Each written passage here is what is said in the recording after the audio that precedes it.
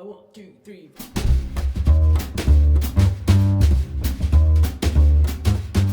Seja bem-vinda, seja bem-vindo ao primeiro episódio do meu podcast. Esse aqui é o Inovação com Arthur Igreja. A ideia aqui é que seja um papo descontraído, com assuntos que têm me chamado a atenção aí, sempre no mundo da inovação, da tecnologia, tentar trazer sempre um olhar um pouco diferente sobre essas questões. E para começar, eu já vou, no primeiro episódio, tocar num assunto que eu acho que é razoavelmente polêmico, mas muito interessante, que é a relação de trabalho, a qualidade desse trabalho, desses trabalhadores que estão em plataformas digitais. Então eu estou falando aqui dos motoristas de 99, Uber e principalmente dos entregadores dos super aplicativos. Então acho que tem muitos lados interessantes nessa história, alguns deles muito preocupantes, e eu vou terminar esse papo falando que eu acho que nós devemos exercer o melhor da nossa criatividade para buscar condições melhores para essas pessoas. Bom, antes de mais nada, esse papo não é um papo de direita ou de esquerda, não é um papo trabalhista, não é um papo de proteção. Eu acredito fundamentalmente no poder do capitalismo, é a única forma de gerar riqueza, é a única forma de gerar produção, de conseguir fazer as coisas avançarem. Qualquer coisa fora disso é um grande nonsense, é uma grande bobagem, e eu acho que já tem experimentos suficientes ao longo da história, então não tem papo nenhum a respeito disso. Segundo, o que eu acredito que está acontecendo é o seguinte: o modelo vigente de relação trabalhista, ele partia de alguns pressupostos. Então, partia do pressuposto que um trabalhador ele estaria integralmente à disposição de uma determinada organização. Então, eu sempre falo que no passado o mundo era bem mais organizado. Quando uma empresa ia contratar alguém, ela tinha a expectativa de contar com essa pessoa por 8 horas, por X horas ao longo de uma semana. Ela ia exercer uma função muito específica e os dois lados buscavam a estabilidade. Então, quer dizer, a pessoa queria estar nessa empresa pelo maior tempo possível para ela poder se planejar, né? Tanto que aqui no Brasil, um objeto de desejo por décadas eram funções públicas, né? Concursadas, justamente para a pessoa ter essa tranquilidade de planejamento. E depois, a sonhada aposentadoria. A questão é que tudo isso está entrando em colapso. Não tem gente o suficiente para colaborar, né? Então, no passado, a população era muito jovem, né? Era normal que um casal tivesse inúmeros filhos que iam ajudar no campo ou até no seu pequeno comércio, na cidade. Muita gente contribuindo, né, para poucos idosos. Isso daí acabou. Então, por isso que nós vivemos esse colapso da Previdência, né, que terminou com essa necessidade de uma reforma. Então, tem alguns sinais bons que a população está vivendo muito mais. Só que do outro lado, falta dinheiro, falta contribuição e uma reversão nessa pirâmide. Quando você soma isso, então quer dizer, a aposentadoria não vai existir, né, para muitos. Na segunda camada, essa história do emprego estável por muito tempo, as empresas passaram a durar menos tempo, as funções se tornaram cada vez mais dinâmicas e todo esse acordo social, essa relação de trabalho plenamente estabelecida, começou a se tornar inviável do lado das empresas pelo alto custo e também porque se você protege demais a contratação, quer dizer, você protege demais a demissão, você, por consequência, está limitando a contratação. Então é isso que muitos sindicalistas também não entenderam ao longo da história, que se você buscar proteção extrema na saída, que é o que acontece na França e na Itália, países onde é virtualmente impossível mandar uma pessoa embora, o que acontece? A empresa simplesmente não vai contratar, porque ela sabe que ela está assumindo um compromisso aí vitalício. Bom, dito isso, nesse cenário onde muitas pessoas ainda sonham com esse emprego do passado, surgem as plataformas digitais que conectam demanda e oferta, né? Então, depois de 2007 nós temos mobilidade, redes de alta velocidade, né? Que daqui a pouco vão ser redes de baixa velocidade comparadas com 5G, GPS, e essa conexão dos pontos acontece mais fortemente aqui no Brasil depois de 2014 com a chegada do Uber, né, que é esse grande marco. E agora nós entramos nessa era da conveniência, que é o que eu bato muito no meu livro, e dos super aplicativos, né, então que começam a entregar tudo na tua casa. Além disso, as cidades estão absolutamente congestionadas, então para que melhor do que pagar pouco, receber os itens em casa, e eu não estou falando só de comida, obviamente. E aí começa a surgir um outro problema. como é que é a qualidade de vida dessas pessoas que estão pedalando, fazendo entregas, como foi o caso noticiado recentemente do entregador de cadeira de rodas, né, vivendo uma situação super difícil em São Paulo. Vivemos o escândalo recentemente do trabalhador de um dos aplicativos que morreu, né, e a empresa não deu respaldo algum. Então nós começamos a ter essas tensões, né? Num primeiro momento, tem uma coisa extremamente positiva, né? Mais de 4 milhões de brasileiros encontraram uma forma de renda nesses aplicativos. Então imagina você, nós tivemos o agravamento da crise pós-2015, né?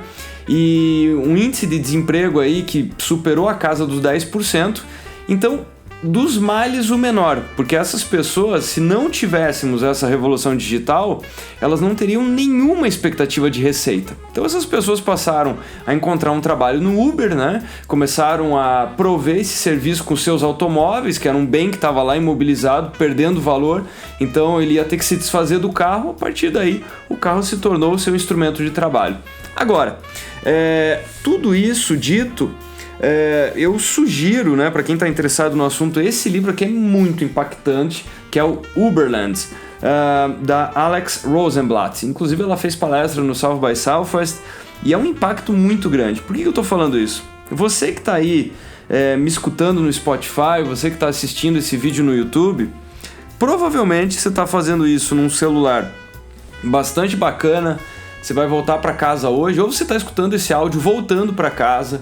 Você tem o que comer, você tem teto, você tem uma vida razoavelmente confortável, apesar de você viver também os seus problemas, os seus desafios, mas é incrivelmente difícil imaginar para quem está lá do outro lado, para quem está pedalando na chuva, para quem está embaixo de uma moto, para quem está em cima de uma moto embaixo de chuva e que não tem resguardo algum, né? Então isso também está muito bem descrito nesse outro livro, chamado Gigad, da Sarah Kessler, também teve muita repercussão, onde ela fala, né, o fim do emprego, né, ela fala the end of job and the future of work, né, então o fim do trabalho, do emprego, né, mas como é que vai ser o futuro do trabalho, que é uma coisa que eu também bato há muito tempo. O trabalho é infinito, ele se reconfigura, né. Então nós temos nos Estados Unidos a crise de 2008, que é um estopim perfeito para as plataformas. Aqui no Brasil, 2014 e 2015, Olimpíadas, Uber, muita gente perdendo emprego, muita gente precisando levar comida para casa e começa a trabalhar nessas plataformas. E aí, o que a Alex Rosenblatt descreve nesse livro é muito parecido com o que aconteceu aqui no Brasil. Ela descreve o caso americano, né? No começo, as pessoas tinham uma receita razoável, a partir daí essa receita começou a minguar, as pessoas compensaram dirigindo mais horas, né? E aí, essas horas passaram a ser 14, 15, 16, 17 horas, e o que ela descreve no livro é muito grave, né? Então ela fala o seguinte, eventos como a pessoa não poder negar corridas, porque senão ela vai ser tirada da plataforma, ou ela vai receber um gancho, né? Então a parte que você também não está vendo, que ela descreve aqui, é que muitos motoristas estão com uma garrafinha embaixo do banco para não parar de dirigir, para não negar essas corridas ou para aumentar a sua receita. Então chega ao ponto que essa pessoa está numa condição absolutamente subhumana, ela não pode parar no posto para ir no banheiro, tá entendendo? E mais uma vez, você não imagina isso porque você não é motorista, você está no conforto da sua profissão. E é isso que tem me intrigado, acompanhando vários grupos de discussão, especialmente de WhatsApp, de pessoas com a vida muito bem estabelecida, jogando tudo na conta do liberalismo. Então, eu acho maravilhoso, eu acho que tem que ter a menor intervenção estatal possível. Agora, de outro lado, não pode ser um vale-tudo, tá entendendo? Então, o que eu tô argumentando aqui é que é óbvio que essa forma de trabalho não se chama CLT. É óbvio que CLT é um atraso monumental. É óbvio que todos os países do mundo estão discutindo isso e no Brasil a situação é muito pior. A reforma trabalhista já é um passo, mas possivelmente nós teremos que caminhar para uma reforma de trabalhos digitais ou alguma coisa semelhante a isso, porque não é razoável imaginar do outro lado que esse vale-tudo vai ser sustentável, sabe? Isso inclusive para as próprias plataformas, para que elas tenham perenidade. Porque nesse momento elas se beneficiam dessa massa que precisa a todo custo levar dinheiro para casa. Agora, o camarada que está lá pedalando, ele não tem direito a ficar doente, ele não tem proteção alguma, entendeu? A proteção que ele tem qual é? Do SUS? Para pegar uma fila de meses? Será que ele vai conseguir tratar o machucado que ele vai ter na perna? Será que ele vai ter para quem socorrer? Ele vai ter para quem pedir ajuda? Se ele sofrer uma lesão repetitiva, uma distensão muscular, o que vai acontecer com essa pessoa?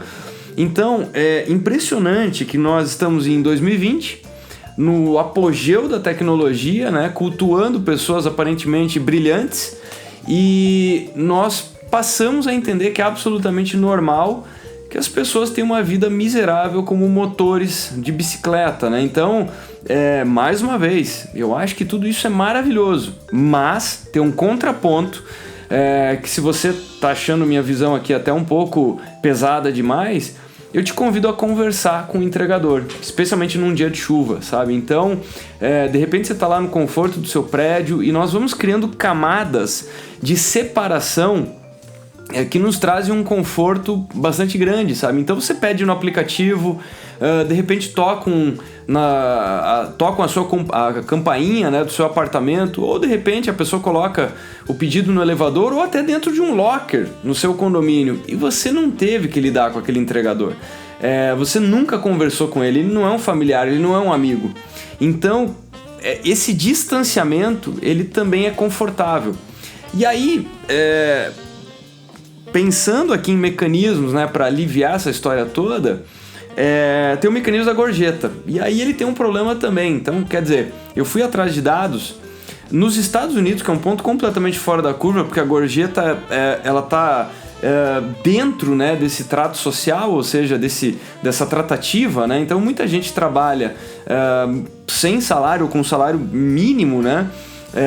Nas lanchonetes, nos restaurantes, e o normal é que você bonifique conforme o tratamento que você teve, o que é uma coisa bastante razoável. Então é por isso que você vê restaurantes com poucas pessoas, né, tem um incentivo à competitividade e à eficiência.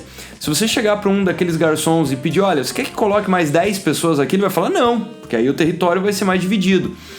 E se ele te tratar bem, ele vai ser recompensado por isso. Então é um sistema que me agrada profundamente.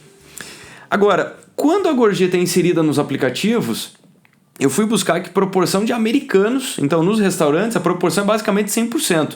A pessoa só não dá gorjeta quando acontece uma coisa gravíssima. Dentro do Uber, teve um estudo com 40 milhões de corridas e esse índice não chegou a 25%.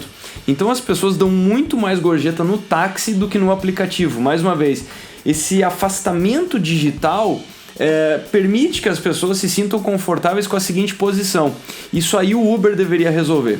O problema é que essas empresas têm usado o nome de tecnologia justamente para fugir. Se você ler um pouco o livro Upstart, a história do Airbnb, a história do Uber, recentemente saiu mais um livro para falar do Uber, você vai notar que existe um esforço jurídico monumental justamente para classificar como empresa de tecnologia e aí fugir de uma série de atributos tradicionais. Mais uma vez, os atributos tradicionais trabalhistas não funcionam para a nova economia, eles estão caquéticos, mas nós não podemos entender que o vale tudo é razoável. Então, o que eu acredito, no ano passado, no South by Southwest, tinha uma discussão muito rica, que era o seguinte: se existe o fracionamento do trabalho, por que não buscar um fracionamento de algum suporte? Ou seja, se essa pessoa fez uma corrida, ela trabalhou por 9 minutos para uma plataforma, será que não seria interessante ter uma pequena fração, 9 minutos de alguma proteção para ela, que ela possa usufruir no dia que ela cair, que ela tiver idosa, que ela precisar de ajuda, tá entendendo? E eu acho que é bastante razoável. E aí que me intriga o mecanismo da gorjeta, porque se você dá essa possibilidade para o usuário e ele pensasse sobre isso, caramba, eu vou tentar minimamente ajudar essa pessoa, porque a plataforma não está fazendo o papel dela. E aí, conversando com plataformas, a realidade é que no Brasil o índice das pessoas que fazem isso é ridiculamente baixo. Eu também procurei alguns fóruns, então eu digitei gorjeta na plataforma A, gorjeta na plataforma B. E vocês não têm ideia o quanto que é ofensivo o diálogo nesses fóruns. Então tem pessoas que provocam a discussão, elas colocam lá, quanto que você dá de gorjeta para o entregador? E vem uma massa de pessoas odiosas falando, Gorjeta, você tá maluco? Aqui no Brasil é cada um por si, tá entendendo? Então gorjeta é coisa de pessoa rica. Outros argumentando o seguinte: se eu dou gorjeta, eu tô humilhando a pessoa, porque eu tô, dando uma esmola para ela. Outros dizendo o seguinte: olha, eu tô cuidando do meu dinheiro que é suado. Então é impressionante o quanto que a discussão é bastante agressiva nos fóruns quando o assunto é bonificar. E aí vem um outro problema, que nos Estados Unidos, empresas como a Instacart sofreram uma espécie de rebelião dos seus programadores, porque eles sabiam que o software estava direcionado para fazer o seguinte: não repassar a gorjeta. Então é muito interessante que é triste, é bizarro, né? Então a cada $10 de gorjeta, a pessoa na ponta recebia 80 centavos. Isso virou um escândalo danado. As empresas estão passando por investigação para comprovar que aquela gorjeta que você eventualmente dá no final chega para a pessoa. Então esse mecanismo de feedback também é bastante falho. E isso também é comprovado em outros setores, né? No mundo das doações, tem várias pesquisas mostrando que por que as pessoas não doam mais? Justamente pela falta de transparência, em saber que aquilo virou benefício para alguém. Por isso que muitos escolhem fazer o quê? Contribuir com a sua comunidade, com aquela entidade que ela tem algum relacionamento com o gestor, porque ela sabe que no final está sendo bem usado esse recurso. Então, eu só queria trazer um pouco essa discussão, que eu acho que não dá para negar. As pessoas estão trabalhando aí por muitas horas, elas estão assumindo risco físico, a sua integridade, ela está lá no meio de um trânsito caótico, ela está em cima de uma motocicleta, correndo que nem uma maluca, justamente para fazer mais entregas, para poder ganhar o seu dinheiro. E se algo der errado, ela vai pagar integralmente esse preço. Então, claro, algumas plataformas têm seguro, né, para alguns tipos de acidente, mas é muito longe de você considerar esse seguro também alguma espécie de suporte, né? Alguma espécie de suporte social um pouco mais estabelecido.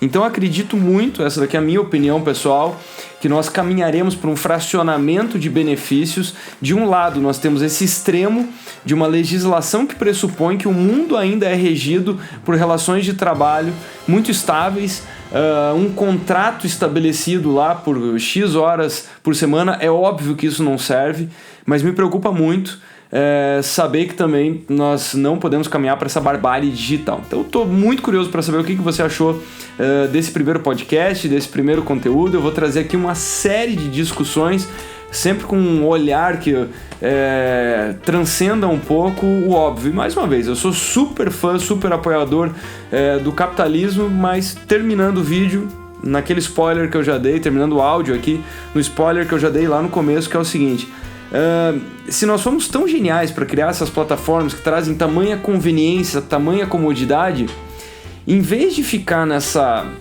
discussão tão rasa, né, de mas olha que beleza, o juiz ele não deu ganho de causa para relações trabalhistas. Isso está certo, porque não é uma relação CLT plena. Mas que tal a gente buscar o seguinte: que tal fazer um modelo escalável, criar uma empresa unicórnio que vale bilhões de dólares e também colocar nessa receita a busca por melhorar tanto quanto possível todos os envolvidos nessa cadeia? Então eu não estou falando só dos motoristas e dos entregadores. Tem uma discussão também muito rica acontecendo com os restaurantes, né, que estão tendo que participar de promoções aí que basicamente são dumping de entrega, né? Então a plataforma fala: hoje teu prato vai custar R$10. Não fecha a conta para o restaurante. E aí alguns argumentando o seguinte: mas o restaurante não passou pela transformação digital e sempre vão ter vítimas pelo caminho, tudo em nome do desenvolvimento. Mais uma vez, normalmente eu vejo essa frase sendo proferida por pessoas que têm uma vida financeira muito estabelecida, nunca teve dificuldade com uma dificuldade mais pesada com o seu negócio, e aí fica fácil pra caramba essa pessoa falar: olha, tô aqui no auge da minha vida financeira, dane-se os outros, e essa pessoa que encontre o caminho. Não é tão simples assim. Então eu prefiro me colocar numa posição aqui de debate para fazer o seguinte: que tal a gente dar mais, usar um pouco mais essa genialidade? O que eu queria que essa pessoa que é tão genial para ter construído um patrimônio bacana, ter feito tantas coisas legais, que tal ela direcionar um pouco, compartilhar um pouco também dessa genialidade eu estou aqui tentando quebrar a cabeça, eu acredito muito nesse modelo do fracionamento para encontrar modelos mais sustentáveis, porque no final, se a pessoa que está lá no Uber passar a não conseguir trocar de carro, porque ela não conseguia fazer a conta da depreciação, da manutenção, e a plataforma conseguiu se beneficiar disso temporariamente, uma hora esse recurso vai acabar. Então é muito importante que o sistema como um todo seja sustentável. Então adoro usar todas essas plataformas, acredito que melhora a vida de todo mundo, está trazendo até uma deflação mundo afora, né? Porque está trazendo muita eficiência, está conectando pontas, como eu disse, ainda bem que mais de 4 milhões de brasileiros conseguiram alguma fonte de renda num cenário de tamanho caos trazido por má administração pública, péssimas decisões. Então que bom que a revolução digital está acontecendo, e tomara que ela entre numa segunda fase que consiga distribuir melhor, equacionar melhor os ganhos trazidos, né? Que nós conseguimos, que nós sejamos capazes de criar ainda mais valor para que mais pessoas possam se beneficiar disso, e não só aquela parcela muito pequenininha dos investidores ou dos founders dessas plataformas. Obrigado por ter escutado, por ter assistido aí o primeiro episódio do Inovação com Arthur Igreja. Te vejo no próximo episódio.